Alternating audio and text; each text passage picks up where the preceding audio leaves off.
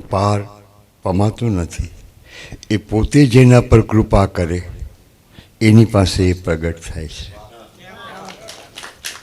એટલે ક્યારે કોનું દ્વાર ખખડાવશે શબ્દ એ કહી શકાય એવું નથી.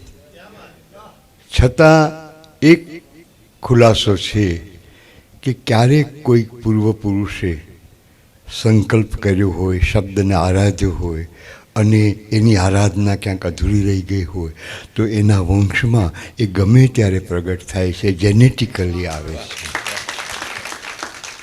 એ ઉપરાંત પણ જેટલા શબ્દ સેવીઓ, શબ્દના આરાધકો છે, એ શબ્દ જે છે ને એ શબ્દના આરાધકો ક્યારેય વિદેહ મુક્ત નથી થતા.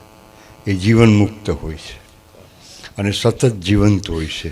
આપણી આજુબાજુના વાયુમંડળમાં એમને ઓગળી જવું નથી, રહેવું છે. એટલે તો કહ્યું ને કે હરિના જન તો મુક્તિ ના માગે, માગે જન્મો જન્મ અવતાર રે. તો આ વાયુમંડળમાં આપણા બધા જ શબ્દના આરાધક પૂર્વપુરુષો એ વિદ્યમાન હોય છે. અને ક્યારેક એ લોકોના જે તરંગ લંબાઈ હોય એની સાથે કોઈક વર્તમાન જીવની લંબાઈ જ્યારે અનુસંધાન એનું પામે ત્યારે એ એની અંદર પ્રગટ થાય. એને જે કંઈ બાકી કરવાનું હોય એ બીજા દ્વારા પણ પછીના જે અને એમ આ શબ્દનું સાતત્ય ચાલ્યા કરે. તો આવું શબ્દનું સાતત્ય સતત ચાલતું રહે અને આપણે બધા એમાં સહભાગી બનીએ એવી મા સરસ્વતીને પ્રાર્થના.